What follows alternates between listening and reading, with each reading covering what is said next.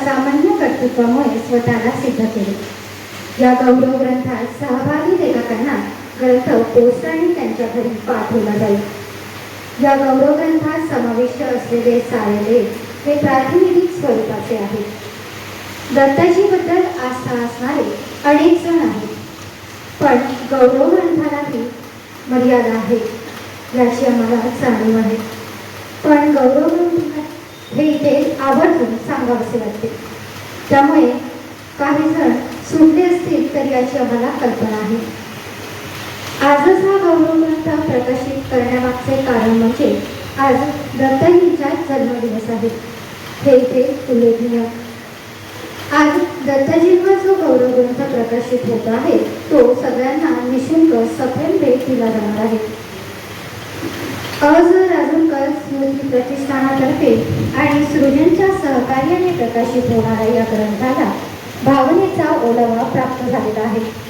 या गौरव ग्रंथामागची संकल्पना सांगण्यासाठी मी आता या ग्रंथाचे संपादन करणारे दत्ताजींच्या इतिहास संशोधनाच्या आणि अभ्यासाच्या कार्यातील वारसदार श्री अमित भगत यांना पाचारण करते. श्री अमित भगत.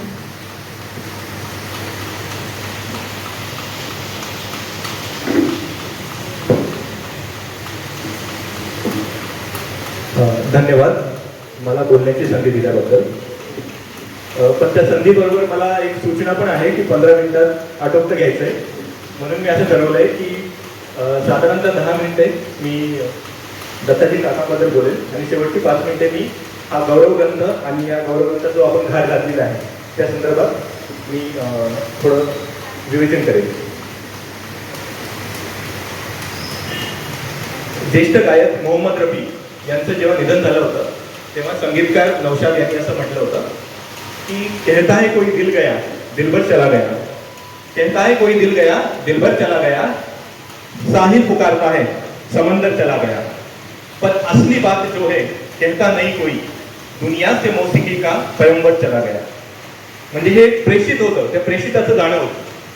दत्ताजी काकांचं जाणं म्हणजे एखाद्या वृद्ध ज्येष्ठत्वाचं जाणं किंवा लेखकाचं जाणं किंवा सदहृदयी अशा व्यक्तिमत्वाचं जाणं असंही म्हणता येईल. परंतु चंद्रपुराच्या दृष्टिकोनातून जर पाहिलं तर चंद्रपूरचा इतिहास बोलका करणारे दत्ताजी काका यांचं जाण्याचं सगळ्यात मोठं दुःख जर झालं असेल तर चंद्रपूरला झालेलं आहे.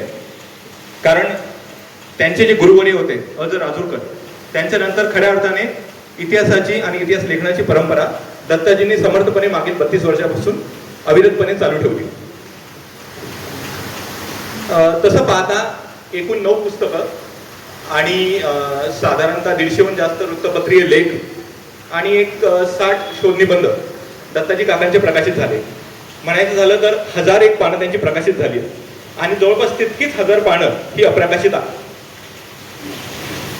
तर याच्यामधला सर्वात मोठा गुण जर कोणाचा असेल तर तो म्हणजे त्यांचा सोपेपणा, सहजपणा. बऱ्याचशा लेखकांनी तो अधोरेखित केलेला आहे. हा जो सहजपणा आहे तो अभ्यासाने सिद्ध झालेला त्यातून सिद्ध झालेला असा सहजपणा आहे. तो असाच काही येत नाही. जी गोष्ट ते करत होते त्याबद्दलचा त्यांची अपार निष्ठा आणि ती जी बांधिलकी होती त्या बांधिलकीतून त्यांचं लेखन होतं आणि त्या लेखनाची जबाबदारी त्यांनी पेलली होती. अगदी वयाच्या 61व्या वर्षी ती जबाबदारी पेलली आणि 93व्या वर्षापर्यंत ती समर्थपणे पार पाडली. मग ती अगदी गोंडकालीन राजवट असो की भोसलेकालीन दफ्तर असो, पेशवेकालीन नोंदी व ब्रिटिशकालीन त्यानंतरचा इतिहास असो, त्यामध्ये मग चिमूरची मोकाचेदार मैनाबाई असेल किंवा महाराणी हिराई असेल, बाळा मोकाशी, सुभाजी बाबू आणि त्याही पलीकडे अगदी अलीकडचे म्हटले कमलादेवी, राजमंजी फुगलिया, अब्दुल शफीक यांपर्यंतच्या लोकांची व्यक्तिचित्रणं त्यांनी रेखाटलेली आहे. म्हणजे साधारणतः मध्ययुगीन इतिहास, आधुनिक इतिहास, प्राचीन इतिहास याच्यामधल्या बऱ्याच अंगांना त्यांनी स्पर्श केलेला आहे. दत्ताजी खऱ्या अर्थाने म्हणायचं तर ज्ञानमार्गी होते. एकदा हिमालय सर करणाऱ्या गिर्यारोहकाला विचारण्यात आलं की why do you climb the mountain, तर त्याचं उत्तर त्यांनी दिलं बिकॉज दे आर देअर. म्हणजे काहीतरी सर करण्याजोगं, पादांक्रांत करण्याजोगं काहीतरी आहे म्हणून मी तो सर करतो. त्याप्रमाणे असे काहीतरी प्रश्न आहेत जे भेडसावतात, अशा काही समस्या आहेत, असे काही इतिहासामध्ये राहिलेल्या, आपण त्याला व्हॅक्यूम म्हणू, अशा पोकळी आहेत, तर त्या भेडसावत होत्या दत्ताजी काकांना. त्यामुळे त्या भेडसावणाऱ्या समस्यांना, त्या प्रश्नांना उत्तर देण्यासाठी, त्याला प्रतिसाद देण्यासाठी दत्ताजी काका अविरतपणे कार्यरत होते. म्हणतात ना की माणूस एक वेळ निरुत्तर झाला तरी चालेल, पण याने निष्प्रश्न असता कामा नये. माणसाला प्रश्न भेडसावलीच पाहिजे, पण ते प्रश्न कोणत्या स्वरूपाचे आहेत हेही महत्वाचे आहे. बऱ्याचदा लोकांना वैयक्तिक प्रश्न भेडसावत असतात, म्हणजे पेट्रोलचे भाव वाढले, सिलेंडरचे भाव वाढले, भाजीचे भाव वाढले आणि इतर जे काही समस्या असतील त्या वैयक्तिक समस्या भेडसावत असतात. परंतु काही असे लोक असतात ज्यांना सामाजिक समस्या, सामाजिक प्रश्न भेडसावत असतात आणि त्यांची उकल करण्यासाठी दिन रात ते मेहनत करतात. रात्रंदिन आम्हा युद्धाचा प्रसंग असे जे म्हटले जाते ते अशाच काही लोकांना म्हटले जाते असं म्हणू शकतो. पण इतर बाकी लोक जे सुखासीन लोक आहेत, मला वाटतं बऱ्याचदा त्यांना काही प्रश्न पडले नसतात किंवा त्यांना असं वाटत असेल की सगळे प्रश्न हे त्याची उत्तरं मिळालेली आहेत, तेव्हा आता नवीन काही उत्तर शोधण्याची गरज नाही. म्हणतात ना, God is in heaven and everything is all right in the world, अशा प्रकारची त्यांची भूमिका असते. आणि आपण जर वृत्तपत्र जर वाचली तर आपल्याला त्याचा प्रत्यय की बऱ्याचदा वृत्तपत्रांमध्ये पण आणि वार्ताहरांना प्रश्नच भेडसावत नाही, फक्त माहिती करत राहतात. प्रश्न भेडसावत नाही किंवा भेडसावणाऱ्या प्रश्नांचा मागोवा घेणे, पाठपुरावा करणे हे करताना दिसत नाही. परंतु असे जे प्रश्न होते ते सगळे इतिहासाच्या संदर्भातील, संस्कृतीच्या संदर्भातील प्रश्न काकांना भेडसावत होते. आणि व्यक्तिगत प्रश्न पलीकडे सामाजिक प्रश्नासाठी झुंज घेताना अशा एखाद्या महत्तम व्यक्तीला पाहणे, त्याचा संघर्ष अनुभवणे, त्यामागच्या प्रेरणेचा मागोवा घेणे हा एक वेगळाच आत्मिक आनंद असतो. तो आनंद दत्ताजी काकाकडे पाहताना बऱ्याच लोकांना आलेला आहे.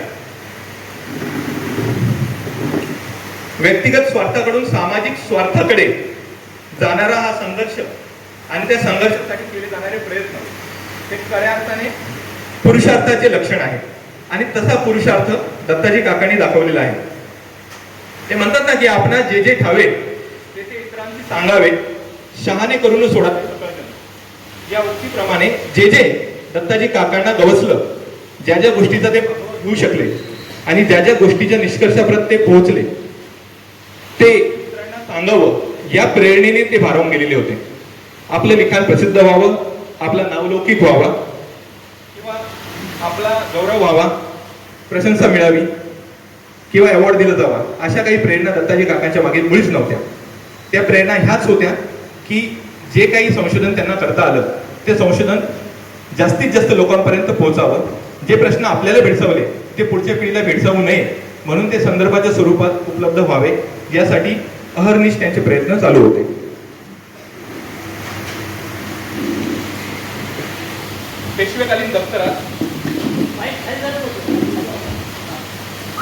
पेशवेकालीन दप्तरात किंवा भोसलेकालीन कागदपत्रात एखादी नोंद आढळली, ती चांद्याची नोंद असावी आणि ती चांद्याची नोंद पुढे गोंड राजवटीतील राजांची मिळकत व्हावी, त्याचा काहीतरी संदर्भ लागावा.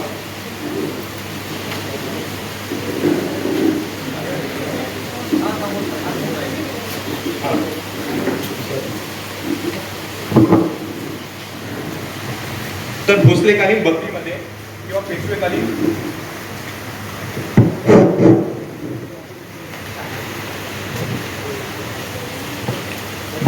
बकरीमध्ये किंवा पेशवेकालीन दप्तरामध्ये एखादा संदर्भ मिळावा, त्या चांद्याची नोंद मिळावी, त्या नोंदीचा काहीतरी संबंध हा गोंड राजवटीशी लागावा, एखाद्या राजाची कारकीर्द आणि त्याच्यावर प्रकाश पाडता यावा, अशा समस्याने आणि अशा प्रकारच्या आनंदाने ते भारावून गेलेले होते.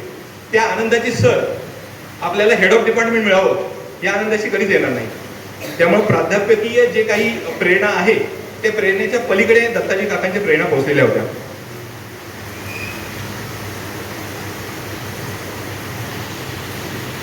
एक गोष्ट जी आता मगाशी सांगण्यात आली ती म्हणजे राजूरकरांचा जो गौरवग्रंथ व्हावा किंवा त्यांची जन्मशताब्दी साजरी केली जावी, हे दत्ताजी काकांची मनापासून इच्छा होती. त्या इच्छेची परिपूर्ती करण्यासाठी जे प्रयत्न केले जात होते, त्या प्रयत्नादरम्यानच दत्ताजी काकांचा अभ्यास झाला आणि मग त्यांना इस्पितळात नेण्यात आलं. त्यानंतर ते अंथरुणावर खेळले आणि त्यातूनच मग पुढे त्यांचा अंत झाला. तर याची तुलना एका अर्थी पितामह भीष्माशी करता येऊ शकते की त्यांचाही मृत्यू म्हणजे ते धारातीर्थी जे कोसळले आणि जे शरपंजरी पडले तेही महाभारताचं युद्ध चालू असताना झालं होतं. तीही वयस्कर व्यक्ती होती आणि त्यानंतर इच्छा मरणाचा वरदान लाभल्यामुळे तोपर्यंत त्यांनी तग धरला आणि 50व्या दिवशी उत्तरायण होईल तोपर्यंत त्यांनी तग धरून मग नंतर प्राण सोडले.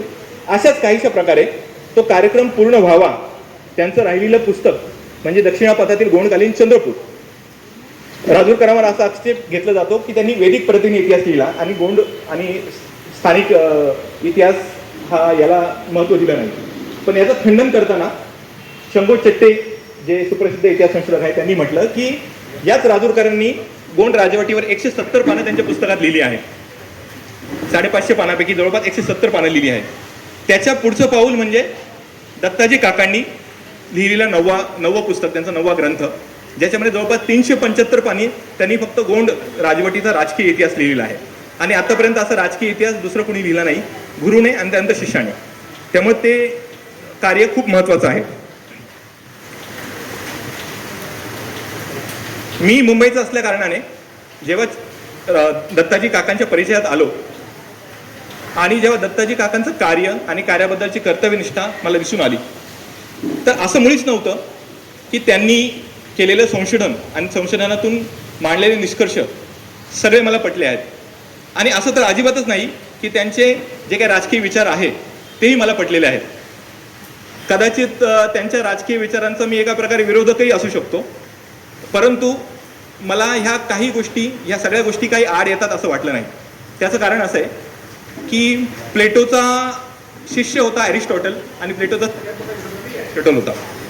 तशाच प्रकारे रामकृष्ण परमहंस यांचे शिष्य होते विवेकानंद आणि रामकृष्ण परमहंसावर कडाडून जर टीका केली असेल ती स्वामी विवेकानंदांनीच केली आहे. त्यामुळे एखाद्याचे विचार पटणे, एखाद्याची विचारसरणी पटणे हा त्याच्याबद्दलचा आदराचं कारण मुळीच असू शकत नाही असं मला वाटतं.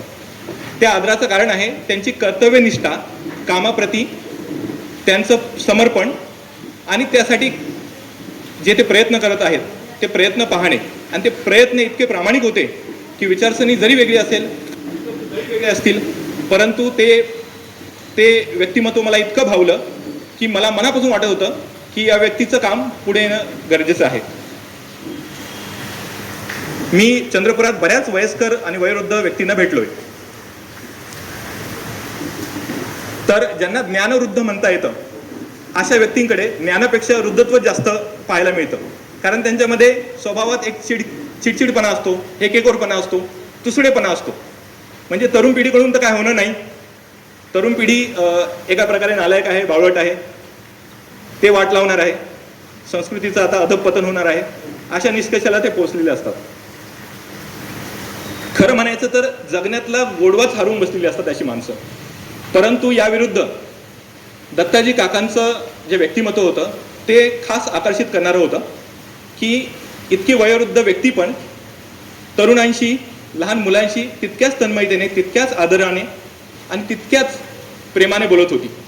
कुणाबद्दल काही आकस नाही. प्रत्येकाला त्याच्यामधली जी काही गुणवत्ता आहे त्याला कशा प्रकारे आपल्याला प्रेरित करता येईल, लिहिण्यासाठी, वाचण्यासाठी, संकलन करण्यासाठी कसं प्रेरित करता येईल असं प्रयत्न दत्ताजी काका करताना नेहमी दिसायचे. असं म्हणतात की ज्ञान खूप प्रखर असतं, प्रखर ज्ञानाची उपमा. पण मला हे अजिबात पटत नाही. ज्ञान हे प्रखर असूच शकत नाही. ते सूर्यासारखं तेजस्वी असूच शकत नाही. ते चंद्रासारखं शीतल असतं, ते चांदण्यासारखं शीतल असतं की त्या चांदण्याचा, त्या शीतलतेचा अनुभव घ्यावासा आपल्याला वाटत असतो. ते काही हलाल नाही, ते अमृत आहे.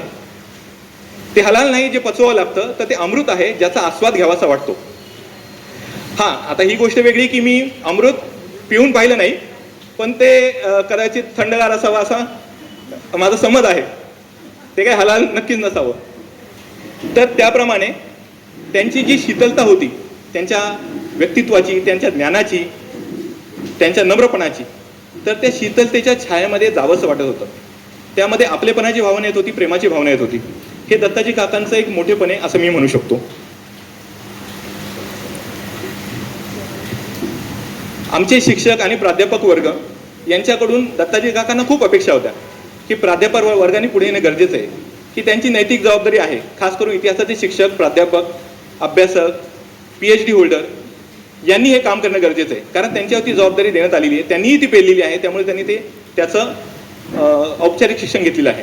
पण असं असतानाही ते तसं काही करत होते असं वाटत, कारण आपली नियुक्ती, परमनंट होणे, पदोन्नती मिळणे, हेड ऑफ डिपार्टमेंटकडे वाटचाल करणे असे प्रश्न प्राध्यापकांना भेडसावत असतात. आता या गोष्टी आवश्यक नाहीत असं माझं म्हणणं मुळीच नाहीये. त्या गोष्टी निश्चितच आवश्यक असतील, पण फक्त त्याच गोष्टी आवश्यक आहे असं माझं मत नाही. त्या पलीकडेही मुलांना जरा शिकवावं, मुलांना वाचनासाठी, इतिहास संकलनासाठी, लेखनासाठी प्रेरित करावं. त्यांनाही आपल्या चंद्रपूरच्या इतिहासाला, आपल्या स्थानिक इतिहासाला हातभार लागावा अशी भावना निर्माण करावी. असं काम ते करू शकतात मला असं वाटतंय. म्हणजे 10% तरी आयुष्याचा तो देऊ शकतात. तर तीच भावना काकांच्या मनात होती, त्यामुळे ते अविरतपणे अशा प्राध्यापकांना, शिक्षकांना भेटत होते की त्यांनी ते करावं. आता तो त्यांचा निर्णय असेल की त्यांनी ते करायचा प्रयत्न बाकीच्यांनी नाकारलं पूर्णपणे, कारण त्यांना असं वाटतं की ती गरज नाही आहे. पण असो. पण एकंदर अजून एक गोष्ट पाहिली तर आजूबाजूची परिस्थिती पाहता आणि जागतिकीकरणाचा एकंदर तो लोट पाहता जगामध्ये निरस्ता ठाई भरलेली आहे. म्हणजे हे काय करायचं आहे, याचा काय उपयोग आहे, हे करून काय मिळणार आहे, असा प्रश्न म्हणजे फक्त तरुणांना नाही, अगदी वयस्करांनाही वाटतं की काय गरज आहे. आणि अशा वेळेस ही गुरु शिष्याची जोडी, राजूरकर आणि तन्नीरवार या गुरु शिष्यांची जोडी मागील जवळपास 80 वर्षापासून झगडत आहे. एक पोथी, एक नोंद ती मिळवत आहे, त्याची सांगड घालत आहे, त्याचा अन्वयार्थ लावत आहे आणि इतिहासाची पताका पुढे नेत आहे. हे एवढं उपद्योग कशाला सांगितलंय, कुणी करायला सांगितलंय? म्हणजे इतर काही कामं राहिली नाही की फक्त हेच काम करायचं. म्हणजे आता बल्लारपूर शहर जरी म्हटलं, बल्लारपूर, तर बल्लारपूर शहर हे कुणी वसवलं? मग ते गोंडांनी वसवलं का, भोसलेंनी वसवलं का, ब्रिटिशांनी वसवलं की कोणी व्यापाऱ्यांनी वसवलं? याचं सोयरं सुतकही समाजाला नाही. तर अशा वेळेस दत्ताजी काका ते चंद्रपूरचा निर्माता खांडक्या बल्लाळ शाह यांनी वसवलं नसून त्याच्या आधी आदिया बल्लाळ सिंग यांनी ते वसवले आहे हे सांगण्यासाठी तन्मयतेने पुढे येत होते. म्हणजे त्यांच्या प्रेरणा वेगळ्याच होत्या आणि त्यांना भासणारे प्रश्नच वेगळे होते. आणि अशा व्यक्तीचा संघर्ष पाहणे यापरतं भाग्य दुसरं काहीच नसतं. ज्याला सामाजिक प्रश्न भेडसावत असतात, जो वैयक्तिक प्रश्नापेक्षा पुढे आलेला असतो आणि ज्यांनी तन्मयतेने आपलं आयुष्य त्याला वेचलेलं असतं ना, तर अशा व्यक्तींचा संघर्ष पाहायला मिळणे, अनुभवायला मिळणे, त्याच्याशी बोलायला मिळणे आणि त्या संघर्षासाठीचा त्याचा प्रवास पाहणे हे मी परम भाग्य मानतो. आणि हे भाग्य मला पाहायचं माझ्या नशिबी आलं असं मी म्हणतो. शेवटची 5 मिनिटं आहेत. आता मी गौरव ग्रंथाकडे वळतो. तर हा जो गौरव ग्रंथ आहे, दत्ताजी काकांची इच्छा होती की राजूरकरांचा गौरव ग्रंथ व्हावा. तो गौरव ग्रंथ साकार होत असताना अनंत अडचणी आल्या, परंतु शेवटी काकांची इच्छा होती, त्यांची प्रेरणा होती. जरी काका धारातीर्थी पडले होते, पण तरीही त्यांच्या प्रेरणा ज्या हवेत विरल्या होत्या त्या कुठेतरी जाऊन त्याची रुजवणूक झाली आणि मग त्यातून हे गोष्टी साकार झाली. त्यामुळे त्याचं सगळं श्रेय जातं ते दत्ताजी काकांनाच जातं. परंतु ते करत असताना दत्ताजी काकावर गौरव ग्रंथ लिहायची वेळ येईल, करायची वेळ येईल, हे असं कधी ध्यानीमनीही वाटलं नव्हतं. परंतु ज्यावेळेस असा प्रसंग आला त्यावेळेस पहिली गोष्ट मनात आली की दत्ताजी काकावर गौरव ग्रंथ होणे खूप गरजेचं आहे. त्याचं कारण असं आहे की इतिहास संशोधक आणि इतिहासाचे अभ्यासक, लेखक म्हणून ते किती जणांना पटले आहेत किंवा किती जणांना ते भावले आहेत याहीपेक्षा एक व्यक्ती म्हणून ते शेकडो लोकांना पटलेले आहेत, हजारो लोकांना भावलेले आहेत. हे मी माझ्या डोळ्यांनी पाहतो. त्या सगळ्या आठवणींचं, त्या सगळ्या अनुभवांचं एका ठिकाणी संचयन होणं खूप गरजेचं आहे. आणि ही बाब मनावर बिंबवून घेणे खूप गरजेचं आहे की स्थानिक इतिहासकाराचं महत्व हे अनन्यसाधारण असतं. कारण स्थानिक इतिहासकार या स्थानिक प्रदेशातल्या ताण्याबाण्यांची जी गुंफणूक झालेली असते ती उलगडण्याचा प्रयत्न करत असतो. तो हा सदैव आणि सदोदित प्रयत्न करत असतो की ज्यावेळेस वरती, ज्याला मेन स्ट्रीम म्हणतो, मुख्य प्रवाह, ते मुख्य प्रवाहाचे इतिहासकार वेगवेगळे निष्कर्ष मांडत असतात, वेगवेगळ्या भूमिका मांडत असतात, त्यावेळेस स्थानिक इतिहासाकडे दुर्लक्ष केले जाऊ नये. उलट स्थानिक इतिहासाने अशा मुख्य प्रवाहाला वेळोवेळी आकार दिला पाहिजे. यासाठी स्थानिक इतिहासकाराचं महत्व खूप आहे. आपल्या संस्कृतीबद्दल, आपल्या प्रदेशाबद्दल ममत्व निर्माण करणाऱ्या गोष्टी या स्थानिकच असतात. कुतुब मिनार किंवा India Gate, gate of India, ह्या तरी आपली राष्ट्रीय स्मारकं असतील, परंतु ती आपल्याला नेहमी पाहता येत नाही. कदाचित काहींच्या आयुष्यात ते पाहायचं मौकाच येत नाही. परंतु आपल्या आजूबाजूलाही इतिहास आहे. मुळात इतिहास प्रत्येक प्रदेशाला असतो. आचार्य अत्रे असे एकदा असे म्हटले होते उपरोधिकपणे की other states has geography, Maharashtra has history. म्हणजे महाराष्ट्राला इतिहास आहे, बाकीच्या अदर वेगळ्या राज्यांना भूगोल आहे. आता एका वेळेस ठीक आहे असं बोलणं, परंतु एक साफ चुकीचं आहे. प्रत्येक भागाला, प्रत्येक प्रदेशाला आणि प्रत्येक समूहाला आपला इतिहास असतो. आणि तो इतिहास ओळखणे, तो जपून ठेवणे आणि तो पुढच्या पिढीपर्यंत हस्तांतरित करणे हे महत्वाचं काम दत्ताजी काकांनी केलेलं आहे. तर ते गौरव ग्रंथासाठी इतक्या लोकांनी नानाच्या समिध्या टाकलेल्या, अनुभवाच्या समिध्या टाकलेल्या आहेत. जवळपास 60 लोकांचे, लेखकांचे लेख आपल्याला प्राप्त झालेले आहेत. सगळ्यांनी भक्तिभावाने, मनपूर्वक त्याच्यामध्ये लिहिलेलं आहे. कुणालाही बंधन नव्हतं की तुम्ही लिहाच म्हणून, कुणालाही आपण सक्ती केली नाही लिहा म्हणून. बऱ्याच लोकांना त्यामध्ये लिहिणं जमलं नाही वेळेमुळं आणि बाकीच्या बऱ्याचशा गोष्टीमुळं. वेळही आपल्याकडे 1 महिनाच होता, परंतु इतक्या लोकांनी समिधा अर्पण केलेल्या आहेत. इतक्या समिधा आणि इतके लेख प्राप्त होण्याचं भाग्य मला वाटतं एखाद्या राजकारण्यालाही लाभत नाही. किंवा जर लाभत जरी असलं तर त्यामागे ती भूमिकाही आपल्याला कळू शकते की एखाद्याने तो लेख का लिहिला. तशी भूमिका दत्ताजी काकांच्या गौरव ग्रंथासाठी मुळीच नव्हती. त्यामुळे ज्या ज्या लोकांनी लेख लिहिले त्या लोकांनी स्वयंस्फूर्तीने लिहिले. त्यामध्ये इतिहासाचे प्राध्यापक आहेत, अभ्यासक आहेत, पत्रकार आहेत, साहित्यिक आहेत, त्यानंतर कलाकार आहेत, चोखंदळ वाचक आहेत. अशा सगळ्या लोकांनी ग्रंथ लिहिलेले आहेत. ते ग्रंथ लिहिणे म्हणजे त्यासाठी लेख लिहिणे आणि तो इतका भक्तिभावाने किंवा काय म्हणू आपण त्याला, आपुलकीने भरभरून होता की जिकडे तो प्रिंटिंगला दिला होता ती व्यक्ती राजेंद्र फडके म्हणून ठाण्याची ती व्यक्ती आहे, ती पूर्ण मितभाषी होती. ती फारशी बोलत नसे, पण त्या व्यक्तीने जेव्हा पाहिला मी हा प्रयत्न होतोय, हा आटापिटा होतोय, तर तो नक्की कशासाठी होतोय, त्यामध्ये ते मुखचित्र पाहिलं. मुखचित्र हे सुदर्शन बारापत्रेजीने अत्यंत बोलकं काढलेलं आहे. एखाद्या व्यक्तीचं अंतरंग झळकून यावं पृष्ठावर, तशा प्रकारे तो काकांच्या याच्यामधला जो जे धीर गंभीर व्यक्तित्व होतं, जे एखाद्या ज्येष्ठ व्रतस्थ व्यक्तीला शोभेल असं ते मुखपृष्ठ झालेलं आहे. ते पाहून त्यांनाही वाटलं की ते चाळावं. तर त्याच्यामधले काही लेख त्यांनी चाळले आणि मला स्वतःहून फोन करून त्यांनी म्हटलं की हा व्यक्ती इतका ग्रेट होता ते मला अजिबात वाटलं नव्हतं. आणि मला एक एक लेख इतका किमती वाटतोय. मुळात त्यांचे जे काही शीर्षक होते लेखांचे, ते शीर्षक जरी पाहिले तरी कळून येतं की लोकांच्या भावना काय. ते शीर्षक बदलण्याचा मी प्रयत्न केला नाहीये, ते शीर्षक ओव्हरलॅपिंग नाहीये, पण ते अशा प्रकारे समृद्ध करणारे आहे की इंद्रधनुष्याचे 7 रंगही कमी पडतील असे वैविध्यपूर्ण रंग त्या शीर्षकाने लाभलेले आहेत. त्याला दिनकर गांगल हे थिंक महाराष्ट्राचे संस्थापक अध्यक्ष यांची प्रस्तावना म्हणजे शुभेच्छा संदेश लाभलेला आहे. चंद्रपूरच्या विदर्भाच्या इतिहासाच्या त्रिमूर्ती डॉक्टर चंद्रशेखर गुप्त, त्यानंतर डॉक्टर रघुनाथ बोरकर आणि त्यानंतर डॉक्टर प्रभाकर गद्रे या तिघांचे शुभेच्छा संदेश लाभलेले आहेत. जे व्यासपीठावर उपस्थित आहेत तर सगळ्या मान्यवरांचे लेख त्याच्यामध्ये आहे. असं खूप क्वचितच मिळेल पाहायला की सगळ्या मान्यवरांचे लेख तिथे लाभलेले आहेत. त्यांचे सगळ्यांचे लेख लाभलेले आहेत.